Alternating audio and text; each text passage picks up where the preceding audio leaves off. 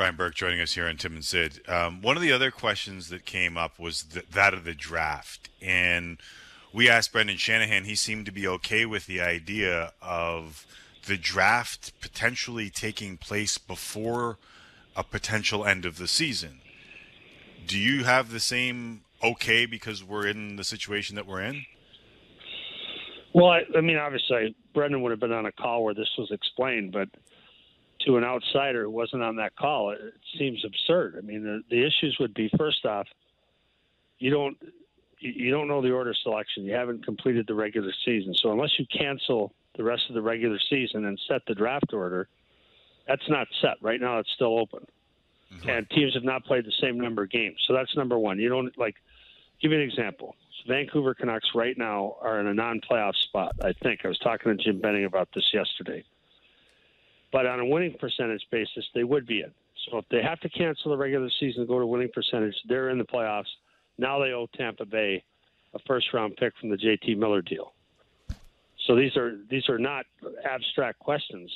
Whether that team makes the playoffs or not has really, really critical considerations and consequences. So that's number one. Number two is you don't have the order of selection set, and then you got the whole lottery issue. Is it going to be the same as past years?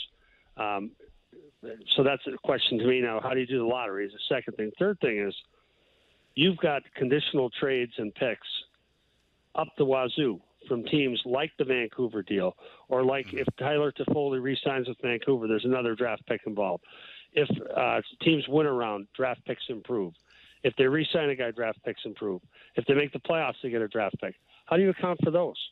So in my mind, I don't see how you do it in June. Now, you could say, well, hey, it's a brave new world. We'll have to figure that out as we go.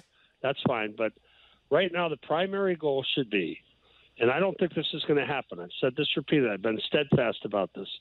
The primary goal should be, if you can possibly do it, finish the regular season. Then worry about the playoff format. If you can't finish the regular season, then try to do an expanded playoff format where more than 16 teams get in, and these teams that are on the bubble get their shot. Even if it's a one-game plan, they get their shot. But if you can't do those things and you're just going to start the playoffs, that's got to be the final goal here. And the most primary goal is to award a Stanley Cup, which involves, in my mind, 3 rounds.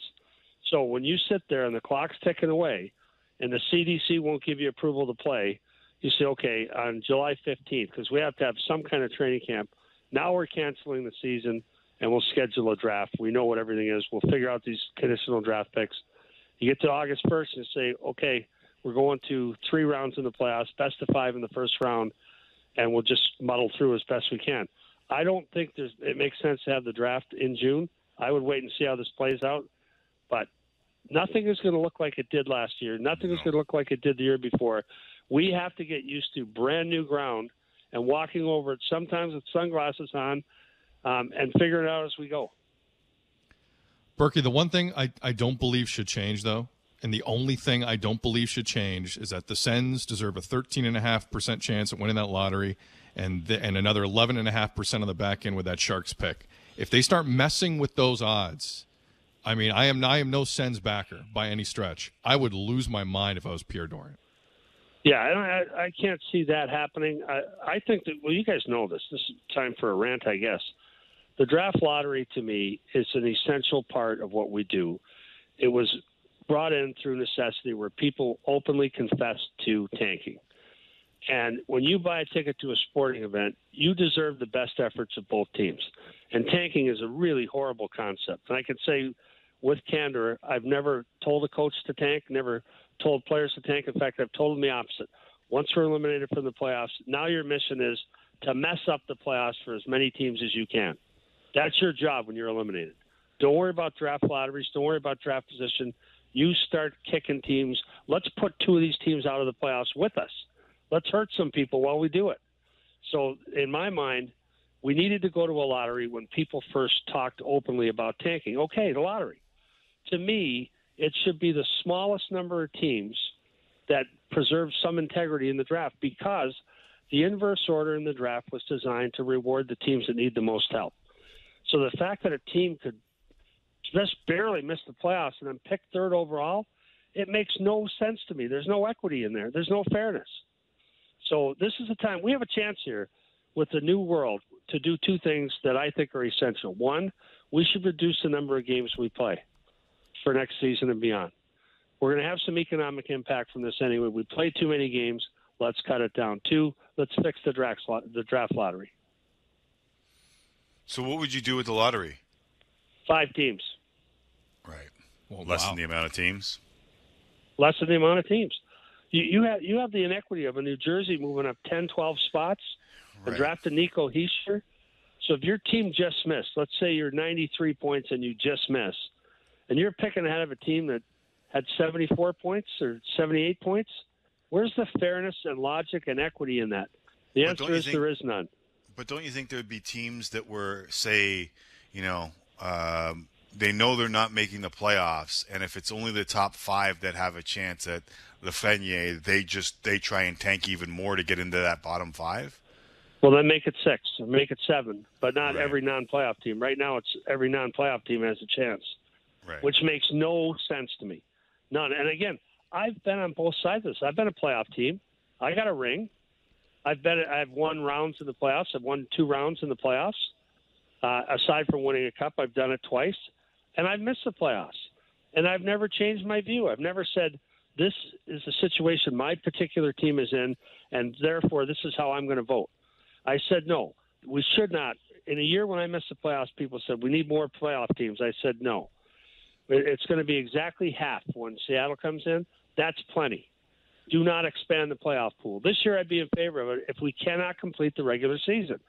And the teams that, like the Philadelphia Flyers, have made a desperate charge, okay? I want to see what they could do if they get in.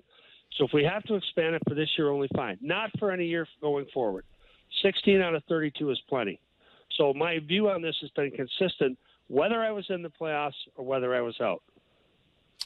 I love it. I love the passion. The other thing that we talked to Shanahan about and Ron MacLean talked to Gary Bettman about was the economics of the game moving forward. And I know that you had brought it up, and it caused a little bit of a stir. But the one thing we heard from Shanahan, whose team has right now, and you can give or take based on LTIR and other things, moving contracts, trading contracts, but they have $77 million committed to next year, the Toronto Maple Leafs. And Brendan Shanahan seemed confident that they wouldn't have to just start dumping contracts because the cap rolled down. From what you're hearing, even with the economic loss that the NHL is bound to take over the next little while, does it sound like they might try and have a projection or some sort of percentage on a rollback so that the teams that have already constructed based on, say, an $84 million salary cap don't get completely gutted? Yes. Mm-hmm. I mean, I've been beating this drum for 3 weeks now. Yeah. And I don't know why people aren't paying attention. And the canary in the coal mine is Marco Scandella. Now, the St. Louis Blues, knowing they're facing a massive revenue loss, still sign him for market value because they know what's coming. It's going to be a rollback. So the teams that have cap trouble were faced with a massive revenue loss. Gary Bettman said in the interview, Ron MacLean said, would you estimate the lost revenue of $200 million? He said it's way more than that. So let's say it's $300 million. That's $10 million in lost revenue per team. Okay, roughly. It's easier to do the math with 30 teams. Right. Okay, so if each team loses $10 million in revenue, that's $5 million off the salary cap, folks. It's a 50-50 split, and it's going to be way more than $300 million. In fact, I said, worst case, we don't play for 2 years. It's going to be a $40 million cap. You'll see a 50% rollback. Now, no one wants to talk about it because it's not a pleasant topic. But the economic damage to this game is going to be very real. It's not just the lost games, the 15% of the season that wasn't played. They will not be full crowds, and our game will come back. I'm not a doom and gloom guy completely. Our game will come back, but it's not going to come back next fall. It's not coming back until there's a vaccine. I am not letting my daughters go to a Raptors or Leafs game or a concert at Scotiabank Arena until there's a vaccine. And then it's got to be mass-produced, distributed, and then you just got to pray the person next to you isn't an anti-vaxxer. But the fact of the matter is we will not have crowd confidence in big crowds until all that happens. So we'll be playing empty buildings. My guess is more than half of next season. And I still think we should do that. I think it's important to keep the game alive and keep it on TV. But it's talking about a home game in Toronto's worth $2 million to the Toronto Maple Leafs. You miss 20 of those, guess what? You do the math. You just lost $40 million in revenue. Right. So the economics are going to be daunting. The players are looking at a big reduction, but I think Shanny's right. He shouldn't worry that he's capped out, because a lot of teams are capped out, and it's going to be a percentage rollback. Brian Burke here on Tim and Sid. Burke, before we let you go, just wheeling back to the draft for just a second, how closely do you think Gary is watching the NFL go through that tonight on a pretty big stage? How much of an impact will that make to the league, either if it's a flop or if it's not a flop? Well, we're going to have to do it whether it's a flop or not. Now, they did a dry run the other day. They had some pretty significant technical difficulties. Correct. Which I hope they've resolved. But if they haven't, again, who thought they'd be listening to you guys on radio and not watching on TV? Who thought this? We're only 5 weeks into this, guys. It was 5 weeks ago. The entire landscape has changed. And like I said before, it's not a lunar landscape because some people have actually walked on the moon. It's a Martian landscape. Everything's new. So you get your kid's high school graduation this year is going to be virtual. Your university graduation will be virtual. It's a new world. Until we lick this thing, this is what we're stuck with. And so is it ideal? I think the NHL draft is the best draft in pro sports. Kid gets picked, kisses his mom, kisses his dad, hugs his brother, shakes his agent hand, and walks down toward the stage, takes off his jacket, puts on the sweater. It's the best. We're not going to have it this year. So you know what? We'll get by. We got to start making do with what we have. Agreed. And we're going to have to do it in a lot of ways. And there's still a bunch of things to sort out along the way. But we like sorting it out with you, Mr. Burke. Appreciate you doing this with us again. Thanks for having me on, guys. Oh, of course. Thanks, Burke.